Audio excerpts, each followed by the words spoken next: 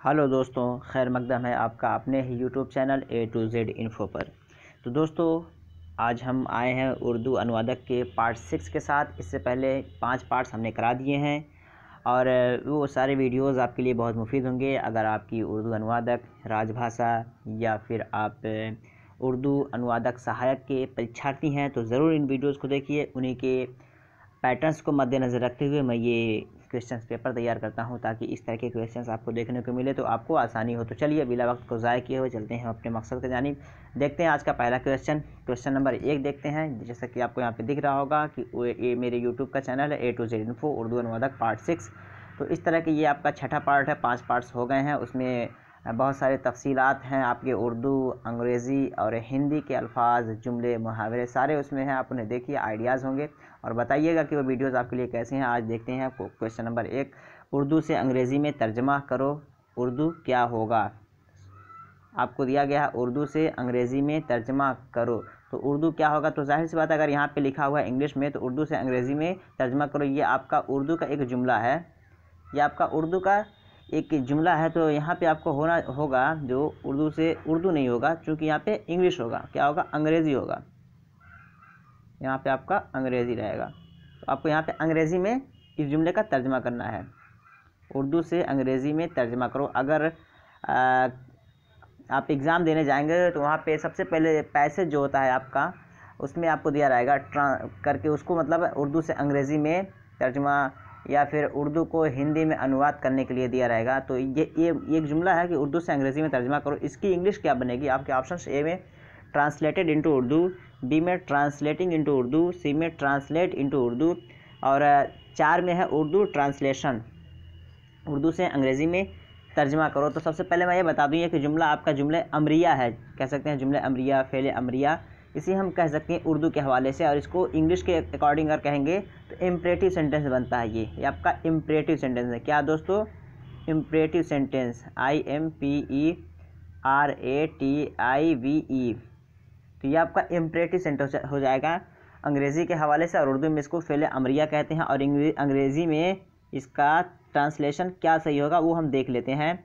तो जैसा कि आपको मैं बता दिया हूँ, सारे ऑप्शंस पढ़ लिया हूँ, तो मुनासिब है कि आपके लिए कि आप एक कॉपी ले लीजिए और एक पेन लेके बैठिए और सवालात के साथ साथ आप अपने जवाबात भी टिक करते चलिए, ताकि आपका भी प्रैक्टिस होता रहे और आप अंदाज़ा लगा सकें कि आप कितने क्वेश्चन सही कर ले रहे हैं। अगर मेजॉरिटी आपकी सही हो रही है तो गोया कि आपकी तैयारी अच्छी हो रही है। और अगर बहुत ज़्यादा दुश्वार क्वेश्चंस नहीं लेकर आए हैं, बहुत ही इजी है, बल्कि थोड़ा सा आप जहन लगाएंगे तो आप उसके आंसर तक पहुंच सकते हैं। तो सवाल नंबर 1 का जो राइट ऑप्शन होगा वो आपका हो जाएगा ऑप्शन 3, यानी ट्रांसलेट इनटू उर्दू। क्या होगा दोस्तों? ट्रांसलेट इनटू उर्दू, ये इसका बिल्कुल राइट ऑप्शन हो जाएगा। तो सवाल नंबर 1 का 3 एकदम राइट ऑप्शन हो गया।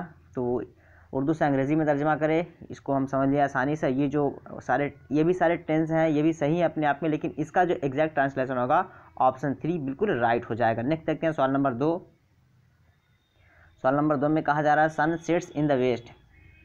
सन सेट्स इन द वेस्ट का उर्दू तर्जमा क्या होगा? ये भी अंग्रेज़ी का एक जुमला आपका है, इसका उर्दू तर्जमा आपको करना एग्जैक्ट इसका तर्जमा बताना है कि तर्जमा क्या होगा। आपके ऑप्शन जो दिए गए हैं, एक में है सूरज मगरिब में है, 2 में सूरज पूरब से निकलता है, 3 सूरज आसमान में डूबता है, 4 सूरज पश्चिम में डूबता है। तो दोस्तों, आपको अगर पता है तो इसका आंसर टिक कीजिए। और ये इसको हम कहते हैं, इस टाइप के जुमले को क्या कहते हैं उसे भी हम बताएंगे। इस तरह के जो जुमले होते हैं उसे क्या कहते हैं? जुमला है, जुमले की बहुत सारी किस्में हैं, उनमें से एक ये जुमला का एक किस्म है, उसे क्या कहते हैं? अगर आपको पता है तो आप कमेंट करके बताइए, अदरवाइज़ अभी मैं बता रहा हूँ। तो सवाल नंबर 2 का जो राइट ऑप्शन होगा, सूरज पश्चिम में डूबता है। तो सवाल नंबर 2 का 4 बिल्कुल राइट ऑप्शन हो जाएगा। 4 इसका बिल्कुल सही जवाब हो जाएगा। सूरज पश्चिम में डूबता है, ये इसका बिल्कुल सही जवाब हो जाएगा। Sun sets in the west, इसे कहते हैं यूनिवर्सल ट्रूथ। यूनिवर्सल ट्रूथ कहते हैं इस टाइप के जुमले को हम क्या बोलते हैं दोस्तों? Universal truth. यूनिवर्सल, और इसको ट्रूथ बोलते हैं। ये आपका यूनिवर्सल नोट कर लीजिए। फिर इसी के साथ आपका ट्रूथ, TRUTH। तो ये आपका यूनिवर्सल ट्रूथ इस टाइप का जुमला है। दिया जा सकता है कि सनराइजेस या sunsets in the west, sunrises from the east, इस तरह के जुमले अगर देगा जो हकीकत पर मबनी हो उसे हम यूनिवर्सल ट्रूथ कहते हैं, उसमें कोई तब्दीली नहीं होती है। नेक्स्ट देखते हैं सवाल नंबर 3। There is crowd in the market, there is crowd in the market Urdu तर्जमा क्या होगा? There is crowd in the market Angrezi का ये एक जुमला, इंग्लिश का एक जुमला है, ये सेंटेंस है, इसका उर्दू तर्जमा क्या होगा आपको ये बताना है। आपके ऑप्शंस यहाँ पे जो दिए गए हैं, बाज़ार बहुत दूर है, ऑप्शन 1 में कहा जा रहा है बाज़ार बहुत दूर है, ऑप्शन 2 में कहा जा रहा है बाज़ार में भीड़ है, ऑप्शन 3 में बाज़ार में चोर है, और ऑप्शन 4 में बाज़ार छोटी है। तो आपको बताना है कि there is crowd in the market, there is crowd in the market में आपको इसका तर्जमा बताना है। अगर आपको पता है तो बताइए, अदरवाइज इसका आंसर आप सुनिए। बाज़ार में भीड़ है, ये इसका बिल्कुल राइट ऑप्शन हो जाएगा। ऑप्शन 2 इसका बिल्कुल सही जवाब हो जाएगा। बाज़ार में भीड़ है, there is crowd in the market, तो बाज़ार में भीड़ है, ये उसका बिल्कुल सही ऑप्शन हो जाएगा। तो सवाल में जो पूछा गया है आपसे, यहाँ पे एक लफ्ज़ क्राउड है जो आपको थोड़ा सा कंफ्यूज किया होगा। अगर आप इसका माना समझ गए होते तो आसानी से भीड़ के ज़रिए इसका तर्जुमा सही कर सकते थे। तो आप इसको जान लीजिए कि क्राउड कहते हैं भीड़ को। किसे कहते हैं? क्राउड मीन्स भीड़, gathering of the people at a place. तो जहाँ पे लोगों का भीड़ भाड़ जमघट हो उसे हम बोलते हैं क्राउड, भीड़ भाड़। तो यहाँ से ये आपका सवाल क्लियर हो गया। अगला सवाल देखते हैं। तो सवाल नंबर 3 का बाज़ार में भीड़ है, 2 ऑप्शन बिल्कुल राइट हो जाएगा। सवाल नंबर 4 देखते हैं। सुन्ना का इसमें मफ़ऊल क्या होगा? सुनना का इसमें मफ़ऊल क्या होगा? सुनना का इसमें मफ़ऊल क्या होगा? अगर आपको पता है तो आप बताइए। आपके ऑप्शन है जिस तरह दिए गए हैं, 1 में सुनेगा, 2 में सुनो, और 3 में सुनता है, 4 में सुना हुआ। तो दोस्तों सुनना का इसमें मफ़ऊल क्या होगा? मैं उर्दू के हवाले से पूछ रहा हूँ इसमें मफ़ऊल, और इंग्लिश में जो इसमें मफ़ऊल होता है वो कुछ अलग होता है, उसे भी मैं इस मिसाल के थ्रू बताऊँगा। पहले यहाँ देख लीजिए सुनना का इसमें मफ़ऊल क्या होगा उर्दू के हवाले से। तो सुनेगा ये आपका क्या है? मफ़ऊल नहीं, ये आपका जो फ्यूचर टेंस में इसका इस्तेमाल होता है। सुनेगा, सुनो, ये इम्परेटिव जो फ़ेल अम्र में इस्तेमाल, ये मुस्तक़बिल में इस्तेमाल होता है एक वाला। 2 नंबर ये सुनो, ये आपका फ़ेल अम्र है। सुनता है ये हाल आपका होता है, हाल। और सुना हुआ ये आपका होता है माजी में चला जाता है, जिसका ताल्लुक मफ़ऊल में होता है, किए हुए काम से ताल्लुक़ रखता है। तो ये 4 इसका बिल्कुल राइट ऑप्शन हो जाएगा। सवाल नंबर 4 में 4 बिल्कुल राइट ऑप्शन हो जाएगा। जैसे बोलते हैं ना, मैं तो यह बात सुना हूँ, या मेरे ज़रिए यह बात सुनी गई है। तो सुना हुआ, सुनी हुई, किया हुआ, ये जो किया हुआ, खाया हुआ, ये सब माजी से जिसका ताल्लुक़ हो तो वो क्या होता है? इसमें मफ़ऊल से ताल्लुक़ होता है, या या वो मफ़ऊल होता है जो गुज़रे हुए ज़माने से ताल्लुक़ रखता है। और अगर इसको हम मफ़ऊल इंग्लिश के हवाले से देखते हैं तो इंग्लिश में जो होता है आपका पहले होता है सब्जेक्ट होता है, वर्ब होता है, ऑब्जेक्ट होता है। तो वो ऑब्जेक्ट को भी हम क्या बोलते हैं इंग्लिश में? इंग्लिश के क़वायद में ऑब्जेक्ट को भी हम मफ़ऊल बोलते हैं। लेकिन उसके हवाले से आप देखेंगे तो ये वहाँ आपका फिट नहीं होगा, बल्कि ऑब्जेक्ट अगर इंग्लिश के हवाले से पूछेगा तो आपको इंग्लिश सब्जेक्ट, वर्ब, ऑब्जेक्ट। जैसे आई ईट मैंगो, मैं आम खाता हूँ, तो यहाँ पे लफ्ज़ मैंगो जो है वो आपका ऑब्जेक्ट बन जाएगा, मफ़ऊल बन जाएगा वो इंग्लिश के हवाले से। लेकिन वहाँ आप इसको फिट नहीं कीजिएगा, बल्कि आप उर्दू के हवाले से आप फिट कीजिए। तो ऑप्शन सवाल नंबर 4 का ऑप्शन 4 बिल्कुल सही हो जाएगा। सवाल नंबर 5 देखते हैं। जल ही जीवन है का अंग्रेज़ी तर्जुमा क्या होगा? जल ही जीवन है, इसका अंग्रेज़ी तर्जुमा आपको बताना है क्या होगा। आपके ऑप्शंस 1 में है लाइफ इज़ वाटर, 2 में है वाटर ऑफ लाइफ, 3 में है वाटर इज़ लाइफ, 4 में है लाइफ इज़ नथिंग। अगर आपको पता है तो इसका आंसर आप टिक कीजिए। एक बार तो फिर पढ़ दे रहा हूँ, सुन लीजिए। ऑप्शन 1 में कहा जा रहा है लाइफ इज़ वाटर, 2 में कहा जा रहा है वाटर इज़ लाइफ, और 3 में कहा जा रहा है वाटर ऑफ लाइफ, 2 में कहा जा रहा है वाटर ऑफ लाइफ, और 3 में कहा जा रहा है वाटर इज़ लाइफ, और 4 में कहा जा रहा है वाटर इज़ नथिंग। तो आपको बताना है कौन सा ऑप्शन सही है। अगर आपको पता है तो आप अपने कॉपी में नोट कर लीजिए। आप सुनिए इसका आंसर। सवाल नंबर 5 का जो राइट ऑप्शन है वाटर इज़ लाइफ, ये इसका बिल्कुल सही जवाब हो जाएगा। सवाल नंबर 5 का ऑप्शन 3 बिल्कुल राइट आंसर हो जाएगा। वाटर इज़ लाइफ, कह सकते हैं कि पानी ज़िंदगी है, या पानी ही ज़िंदगी है। अलमाउ हयाउन। अगला देखते हैं। तो सवाल नंबर 5 का 3 एकदम राइट आंसर हो जाएगा। नेक्स्ट देखते हैं सवाल नंबर 6। सवाल नंबर 6 में कहा जा रहा है कॉन्टेक्स्ट का उर्दू तर्जमा क्या होगा? कॉन्टेक्स्ट का उर्दू तर्जमा क्या होगा? एक लफ्ज़ है कॉन्टेक्स्ट, इसका उर्दू तर्जमा क्या होगा? ये आपका अंग्रेज़ी का लफ्ज़ है। इसको उर्दू में क्या कहते हैं या उर्दू में इसका माना क्या होता है, आपको ये बताना है। आपके ऑप्शन जिस तरह दिए गए, 1 में गुजरा हुआ, 2 में साक़ो सबाक, 3 में लिखावट, 4 में बातचीत। तो दोस्तों इसका आंसर क्या है आप अपने कॉपी में नोट कर लीजिए। अगर वीडियो अच्छी लग रही हो दोस्तों तो लाइक कर दीजिए, दोस्तों को शेयर कीजिए। अगर आपके मोबाइल में व्हाट्सएप ग्रुप, फेसबुक ग्रुप या कोई भी ब्रॉडकास्टिंग ग्रुप है तो आप उसमें ज़रूर शेयर कीजिए, ताकि आपके दोस्तों को उससे फ़ायदा हो सके और वो उर्दू को सीखने में उन्हें मदद मिल सके। तो आप ज़रूर शेयर कीजिए। और मैंने डिस्क्रिप्शन बॉक्स में अपना व्हाट्सएप और टेलीग्राम लिंक दे दिया है, वहाँ के ज़रिए आप जाके मेरे साथ ज्वाइन हो सकते हैं, ताकि फ़र्दर उर्दू के हवाले से जो भी वीडियोज़ या इन्फॉर्मेशन हो वो आप तक आसानी से पहुँचाया जा सके। तो कॉन्टेक्स्ट का उर्दू तर्जुमा क्या होगा? कॉन्टेक्स्ट का उर्दू तर्जुमा जो आपका ऑप्शन 2 है ये बिल्कुल सही हो जाएगा, सियाक़ो सबाक। क्या दोस्तों? सियाक़ो सबाक। सियाक़ो सबाक क्या होता था, मैं बहुत ज़्यादा तफसील में नहीं जाके बल्कि यहीं से मिसाल देना चाहूँगा कि अगर आपसे पूछा जाए ये नंबर क्या है, ये नंबर जो सर्कल किया हुआ है ये नंबर क्या है, तो आपका जहन किसके जानिब जाएगा? आपका जहन जाएगा, ये आपका इंग्लिश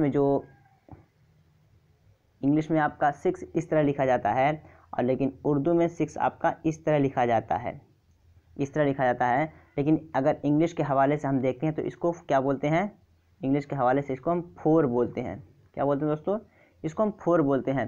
लेकिन अगर इस लफ्ज़ को पूछा जाए और ये वाला आपसे इरेज करने को कहा जाए कि इसको मत देखिए और बोलिए कि ये कौन सा लफ्ज़ है, तो आप कहेंगे, वैसे तो आपको बोल देंगे इसको कितना है, ये आपका 4 होगा। लेकिन आप नीचे इससे पहले वाला लफ्ज़ देखेंगे, इससे पहले वाला नंबर, इसके बाद के नंबर को देखेंगे, वैसे ही आप बोल देंगे ये 4 नहीं बल्कि ये 6 है। किसका है?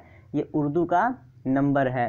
तो यही आगे और पीछे को देख करके जो आप इसको सही 6 पहचान रहे हैं, इसी को कहते हैं कॉन्टेक्स्ट सियाक़ो सबाक।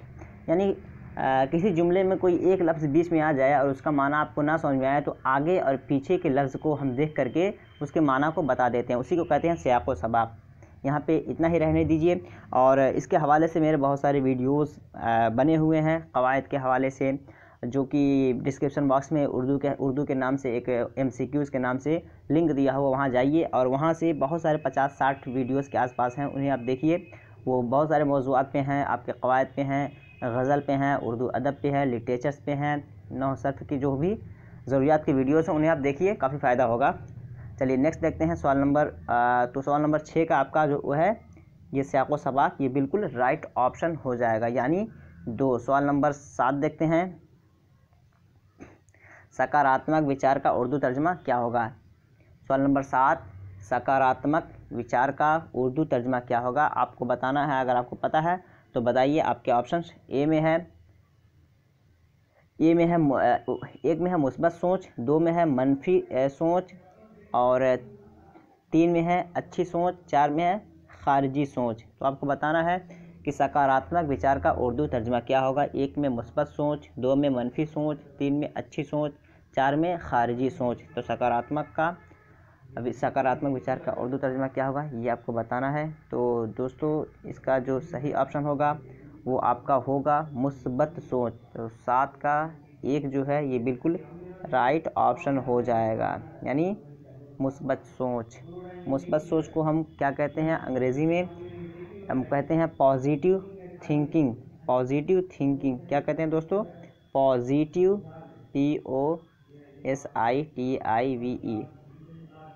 पॉजिटिव थिंकिंग कह सकते हैं। Positive thinking, THINKING। Positive thinking को हम कहते हैं मुस्बत सोच या फिर सकारात्मक विचार। या फिर आपको बताना है यहाँ पे कि ये मनफी सोच को आप इंग्लिश में क्या बोलते हैं और फिर इसको हिंदी में क्या बोलते हैं, ये आपका क्वेश्चन है। आपको कमेंट करके ज़रूर बताना है कि इसे क्या कहते हैं। नेक्स्ट देखते हैं सवाल नंबर 8। सवाल नंबर 8 में क्या पूछा जा रहा है? मज़कूरा जुमलों में से सही का इंतखाब करें।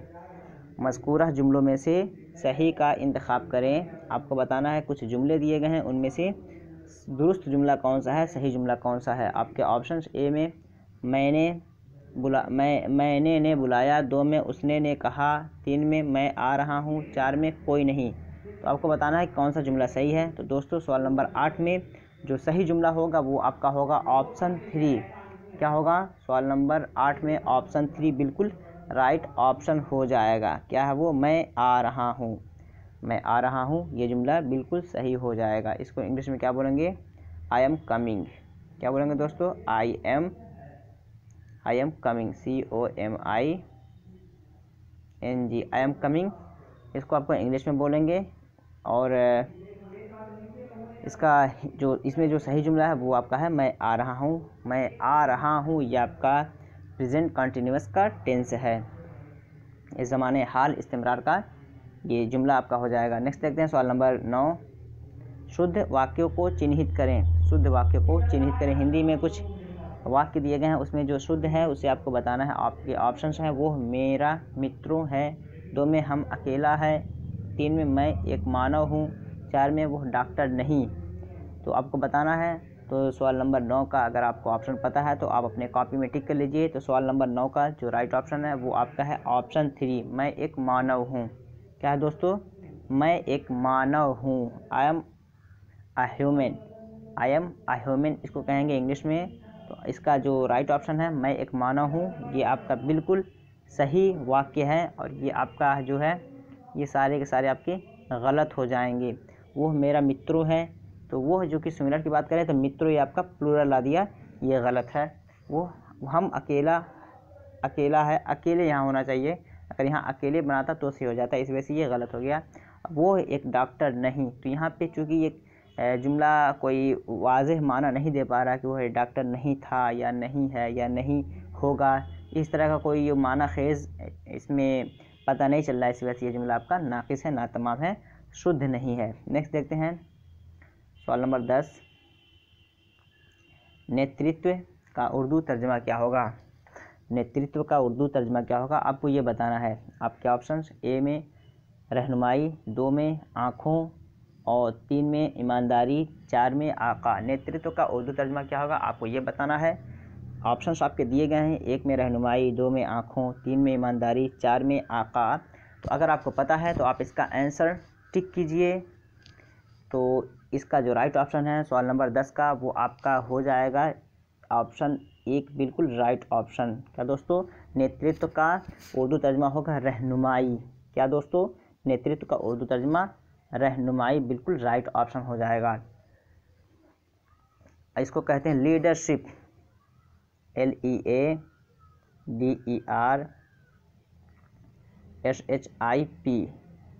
तो ये लीडरशिप इसका बिल्कुल राइट ऑप्शन हो जाएगा। अंग्रेज़ी में इसको लीडरशिप कहेंगे और उर्दू में रहनुमाई और हिंदी में इसको नेतृत्व कहते हैं। तो आप तीनों मुफरदात को आप नोट कर लीजिए। अगला सवाल देखते हैं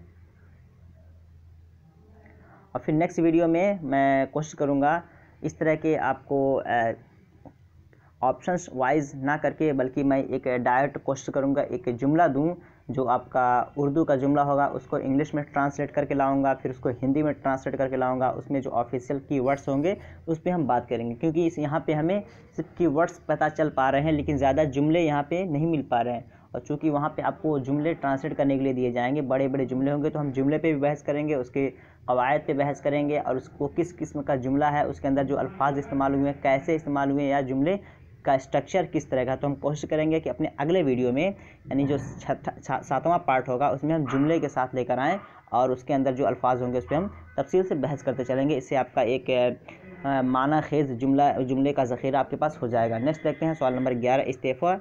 इस्तीफ़ा को हिंदी में क्या कहते हैं? इस्तीफ़ा को हिंदी में क्या कहते हैं आपको ये बताना है। आपके ऑप्शंस हैं, 1 में आपका दिया गया है त्यागपत्र, 2 में लोकतंत्र और 3 में समर्थन, 4 में राज्य।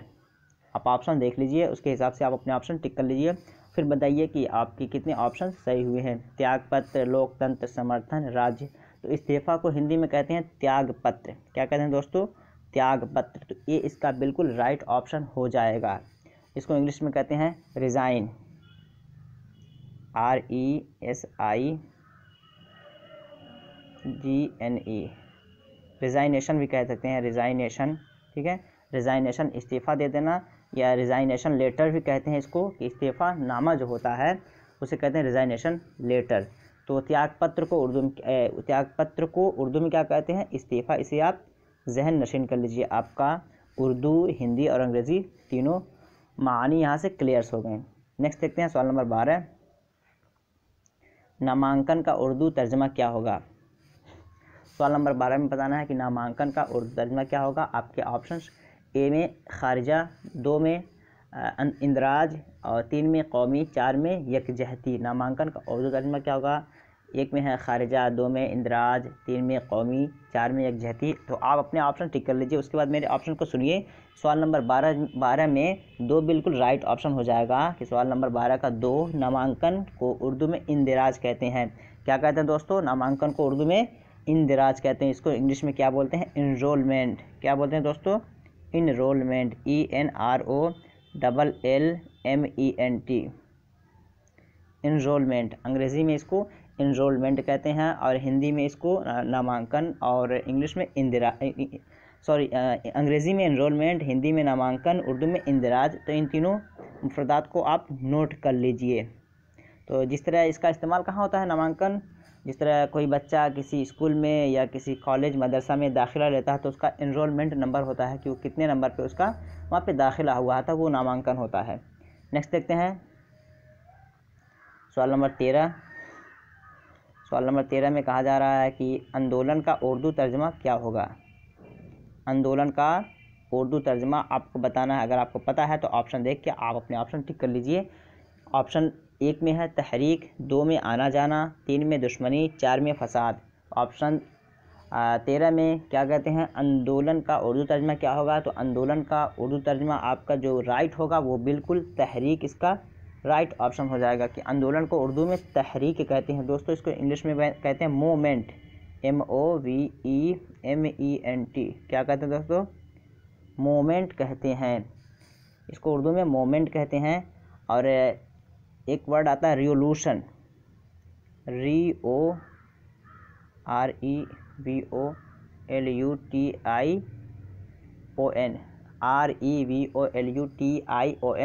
रिवोल्यूशन। तो आपको बताना है कि इसका माना क्या होता है। रिवोल्यूशन के माने क्या है, मोमेंट का तो मैं बता दिया। चलिए मैं बता ही दे रहा हूँ। रिवोल्यूशन के माने होता है इनकलाब।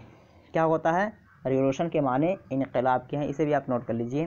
और मोमेंट कहते हैं तहरीक को, और तहरीक को हिंदी में कहते हैं आंदोलन। देखते हैं तो सवाल नंबर 13 का एक बिल्कुल राइट ऑप्शन हो जाएगा। सवाल नंबर 14 देखते हैं, दस्तखत को हिंदी में क्या कहते हैं। दस्तखत को हिंदी में क्या कहते हैं। आपके ऑप्शन ए में प्रारंभ, 2 में हस्ताक्षर, 3 में नामांकन, 4 में लेखन। ऑप्शन फिर से सुन लीजिए। 1 में हस्ताक्षर, 1 में प्रारंभ, 2 में हस्ताक्षर, 3 में नामांकन और 4 में लेखन। तो दस्तखत को हिंदी में क्या कहते हैं। अगर आपको पता है तो इसका ऑप्शन आप टिक कीजिए, अदरवाइज़ फिर इसका आंसर सुन लीजिए। सवाल नंबर 14 का जो 2 है ये बिल्कुल राइट ऑप्शन हो जाएगा कि दस्तखत को हिंदी में हस्ताक्षर बोलते हैं और इसको इंग्लिश में बोलते हैं सिग्नेचर। क्या बोलते हैं दोस्तों, सिग्नेचर, SIGNATURE,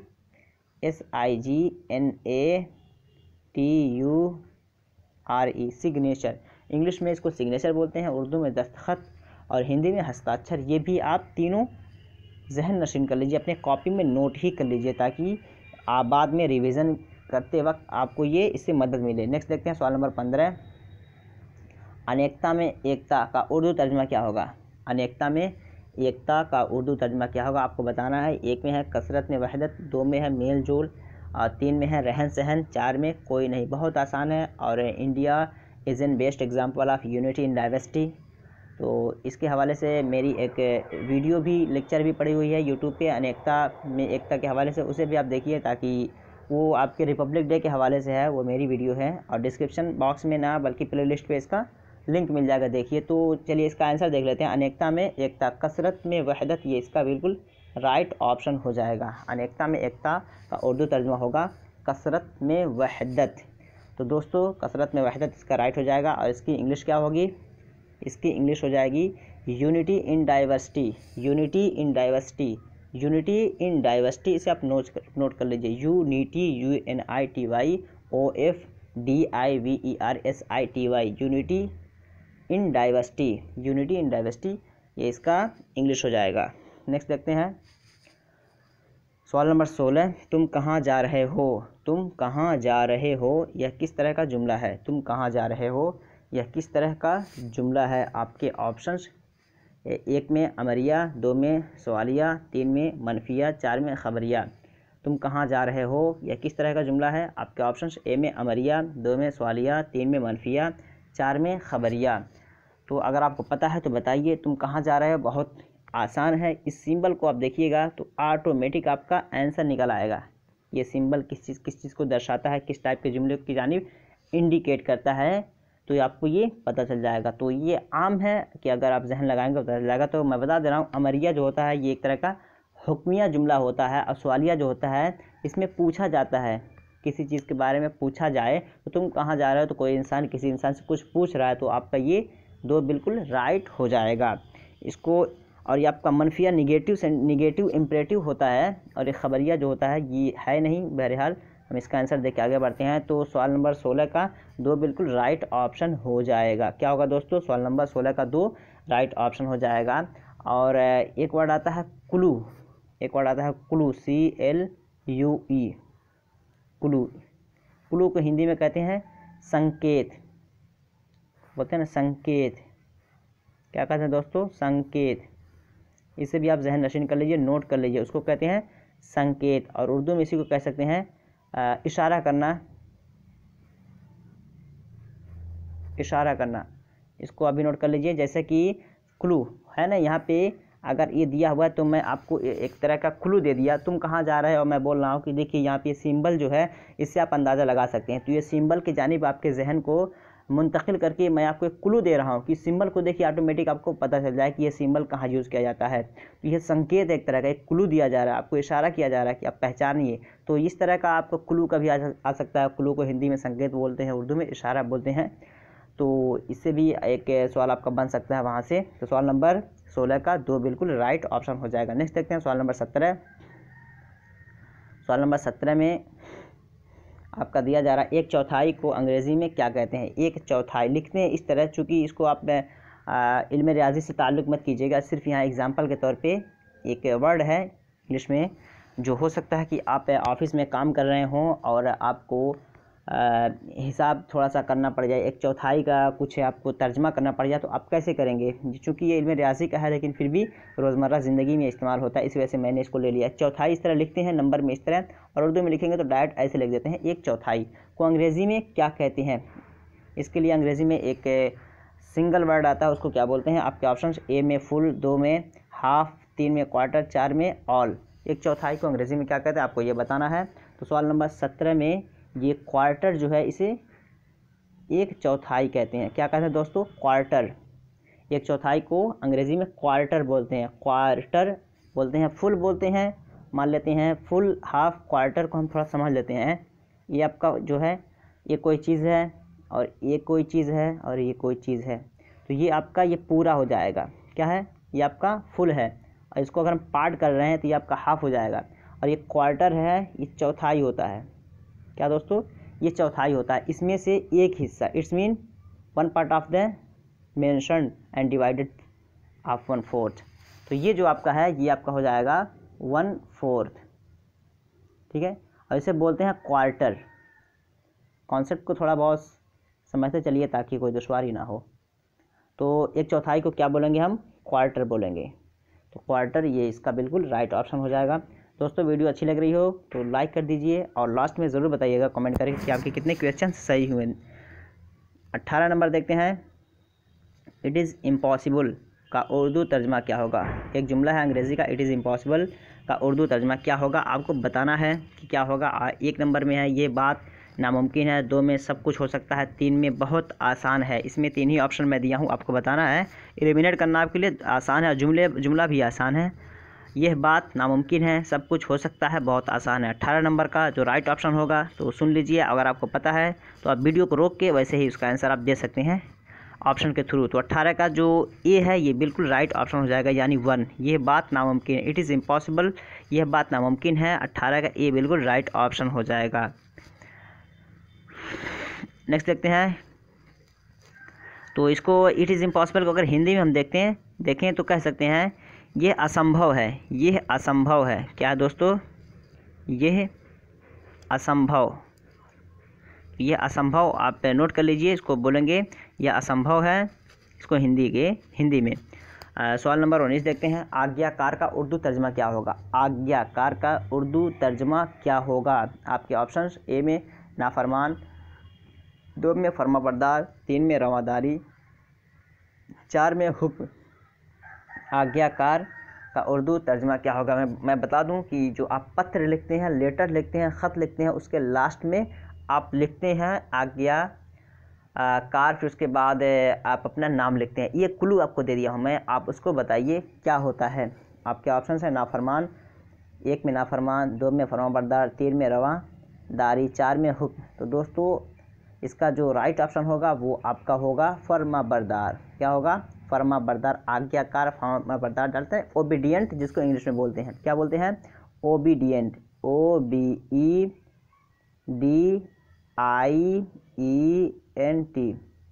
ओबीडियंट, ये इसका अंग्रेज़ी हो जाएगा और हिंदी में इसको आज्ञाकार बोलते हैं, उर्दू में फरमाबरदार। तो आपके तीनों ज़बानों के अल्फाज के मानी क्लियर हो गए, वाज़ेह हो गए, तो आप इन्हें नोट कर लीजिए। नेक्स्ट देखते हैं सवाल नंबर 20 और आज का ये आखिरी है।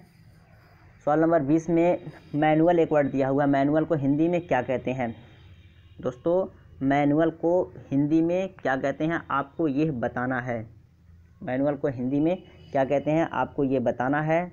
आपके ऑप्शंस यहाँ से देखिएगा। ऑप्शन 1 में हस्तचालित, 2 में पुस्तक, 3 में नियम, 4 में कार्य। तो 20 का जो राइट ऑप्शन होगा आपको पता है तो आप टिक कर लीजिए, अदरवाइज इसको सुनिए। मैनुअल को हिंदी में क्या कहते हैं? तो मैनुअल को हिंदी में आपका जो ऑप्शन दिया गया है इसमें से क्लियर देख लीजिए या वीडियो को रोक के बताइए। तो फिर इसका आंसर जो होगा सही वो होगा ऑप्शन 1, इसका बिल्कुल राइट हो जाएगा, हस्तचालित। क्या बोलते हैं दोस्तों मैनुअल को? मैनुअल को हिंदी में हस्तचालित बोलते हैं और इसको उर्दू में बोलेंगे दस्ती किताबत, या फिर कह सकते हैं दस्ती किताबत कह लीजिए इसको उर्दू में, दस्ती किताबत, या फिर इस तरह का कोई और वर्ड आपको देखने को मिल सकता है जो इस तरह के लफ्ज़ को दर्शाए। या हाथ से लिखावट भी आ सकता है, हाथ से लिखावट का लफ्ज़ रहेगा तो वो आपका वही होगा। ज़रूर नहीं कि जो मैं वर्ड बता रहा हूँ यही हो, बल्कि एक तरह का क्लू मिल गया। मैनुअल कैसे कहते हैं? हाथ से लिखे जाने वाले को हम मैनुअल कहते हैं, हस्तचालित कहते हैं। तो इस तरह का वर्ड जो मिलेगा उर्दू में वो आपका वहाँ पे राइट ऑप्शन हो जाएगा। तो दोस्तों आज इसी पे इक्तफ़ा करते हैं। इससे पहले मैं दिया था अपने जो पार्ट 5 में एक वर्ड दिया था जवाब का जो मैं जमा पूछा था, तो कुछ दोस्तों ने बताया और कुछ लोग नहीं बताएं, तो मैं यहाँ पे बता देना चाहता हूँ इसका जो जवाब का जो जमा होगा वो जवाबात। जिन्होंने दिया बहुत अच्छा, वेलकम। और पता चल रहा कि उन हज़रात की तैयारी अच्छी चल रही है। तो फिर ये जवाब की जमा जो आप लोग बताएं जवाबात बहुत अच्छा है, और जो नहीं बताएं वो देख लें, या फिर जो वीडियो वो देख रहे हैं उनके बाद में, या फिर इस वीडियो को देख रहे हैं वो इस सवाल को वहाँ पे कयास करके उसका जवाब वहाँ लगा सकते हैं कि जवाब का जो जमा होगा वो जवाबात। फिर एक सवाल इसी से मुतालिक सवाल की जमा आपको बतानी है। तो आप लास्ट में ज़रूर कमेंट करके बताइएगा। दोस्तों वीडियो अच्छी लगी हो तो लाइक कीजिए और अपने मशवरे ज़रूर दीजिए, ताकि उर्दू अनुवादक के हवाले से, उर्दू अनुवादक, राजभाषा और फिर उर्दू सहायक जो आपके एग्ज़ाम्स होने वाले उसके हवाले से पैटर्न्स तैयार किए जाएं। मैं कोशिश करूंगा अगले वीडियो में जुमले के साथ लेकर आऊँ, जुमले के अंदर अल्फाज या मुहावरे जो इस्तेमाल होंगे उन्हें भी तफसील से हम जानें। तो चलिए फिर मिलते हैं नेक्स्ट वीडियो में, और ज़रूर मेरे साथ आप जुड़िएगा। नीचे डिस्क्रिप्शन बॉक्स में लिंक दिया हुआ, वहाँ से टेलीग्राम व्हाट्सएप पे जुड़ जाइएगा। फिर मिलते हैं नेक्स्ट वीडियो में, तब तक के लिए हैव अ नाइस डे। खाइए, हंसिए, मुस्कुराते रहिए। Good bye.